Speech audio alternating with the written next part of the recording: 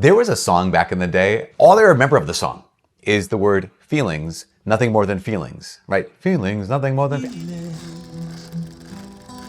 Nothing more than feelings. Even as a kid, like, feelings, nothing more than feelings. That's all this is. And I think that's really fascinating. Why? Because hi, my name is Father Mike Schmitz, and this is Ascension Presents.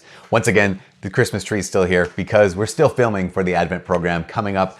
I'm very excited about it. It's called Waiting Well, and we are waiting for it. I think a lot of times we judge ourselves off our emotions. We think like when I have an emotion or an attraction or a desire towards something bad, we think, oh my gosh, I've sinned. Or if we have a desire or emotion or feeling towards something that's good or like noble, we think, oh, I'm a good person. Neither of those are entirely true. Of course, we want to be so well integrated that our emotions are always corresponding with external reality. That would be great. That'd be amazing. But we also know this. We also know that that's not really how emotions work. C.S. Lewis wrote about this. Man, how many times do I quote C.S. Lewis? C.S. Lewis wrote about this. He said, you could be absolutely convinced that there's no ghost in the room. But if I have that sense of like, there's someone here, I'm filled with terror. I can know something is true and still have an emotion. The great thing is, emotions are neither bad nor good. The fact that I have a particular desire is neither virtuous or vicious. It just is. So let's go back to this. Because why? Because sin does not reside in the emotions. So here I am, and I have an angry thought or angry emotion. Let's say angry emotion. Let's stick here. Or I have a lustful emotion, or I have a greedy emotion. Like I desire this thing. I desire what someone else has, or I desire what someone else is. I desire someone else physically. Whatever those things are. Sometimes we can think like, oh my gosh, like look at me like a wretch or something. Look at me, a horrible person. We'll pause. Yes, of course, our emotions could be an indicator that we need some help. Like, right, the fact that I can examine that emotion and say, wow, I'm really angry towards this. Is that just or is it unjust? Is it righteous anger or is it self-righteous anger, right? There's a big difference. I can pay attention to that and I can say, okay, God, yeah, I think I need to act on this and do something with it. Or God, you're asking me to call upon your grace, call upon your name and asking for you to do something with this. Because why? We know that sin does not reside in the emotions. It resides in the will. It's paying attention to, okay, here's how I feel. Here's what I desire. Here's what my emotion is. Now, the big question is, what am I going to do with it? Right, because sin does not reside in the emotions. Sin resides in the will. Hopefully this is an encouragement for so many people that I talk to who say like, I have this feeling, I have this desire, I have this emotion, and now I'm guilty. Now I'm sinful. That's not true. Why? Because sin does not lie in your emotions, does not reside in your desires. Sin resides in our will and what we actually choose to do with that thing. Why? Again, C.S. Lewis writes about this. He says, some people would say that the instinct towards violence is always wrong. And the instinct towards mother's love for a child is always right. And he would say neither of those are always right or always wrong. He says there are times where the instinct towards aggression, this is towards being, aggressive there, that actually, no, that's the right thing to do. If someone's attacking your family, it very well could be that the instinct towards aggression is good.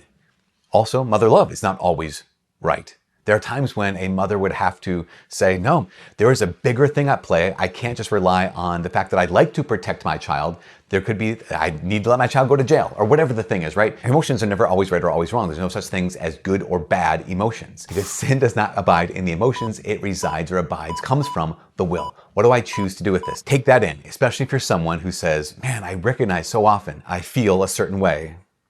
And I always feel like I'm sinning. That's not necessarily the case. Why? Because sin abides, resides, originates from the will, not the emotions. On the other hand, we sometimes can say, well, when I feel very compassionate when I see someone suffering. That's great. That doesn't mean you're a good person. No offense. When I think about the hungry, or I think about the homeless, or I think about those who everyone else forgets, and I think about them, I'm overwhelmed by the sense of like, someone should do something. And now I convince myself that means I'm a good person. When I see injustice and I have the proper emotion, then I can think like, yeah, I'm a just person. Remember though, if sin doesn't abide in the emotions, virtue also does not abide in the emotions. Just like sin resides, comes from the will. Virtue comes from, abides in the will. It's not just that sense of, I see what's good and I have an attraction towards it, or I see something evil and I hate it. It's what do I do with it? Do I actually pursue the good? Do I actually do what I can to make it so that this relationship is reconciled, to make it so that this person is restored, to make it so that those who are forgotten are not forgotten? Like, right? It's not enough for us. Just like An attraction to a sin, a desire for a sin, a feeling or motion towards a sin is not sin. An attraction towards compassion, an attraction towards generosity, an attraction towards justice is not virtue. It's what we do with it. We can neither condemn ourselves for feeling a certain way, nor can we ever praise ourselves for feeling a certain way. This is just something we have to get past. Seeing injustice and feeling aggrieved does not make me a good person. Seeing someone who is in need and feeling compassion does not make me a good person. It's acting on that.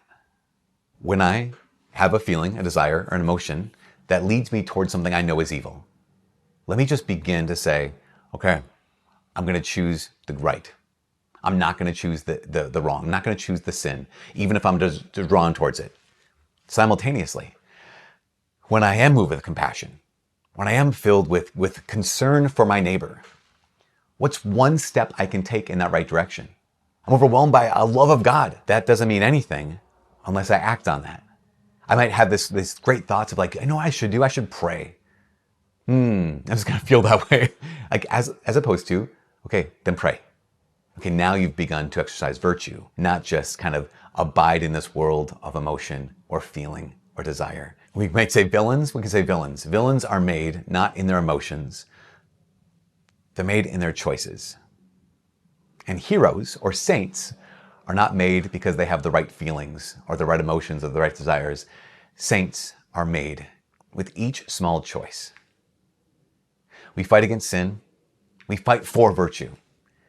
And we always, always, always fight with the grace that comes to us through the great cross of our great Lord Jesus Christ. Anyways, from all of us here at Ascension Presents, my name is Father Mike. God bless.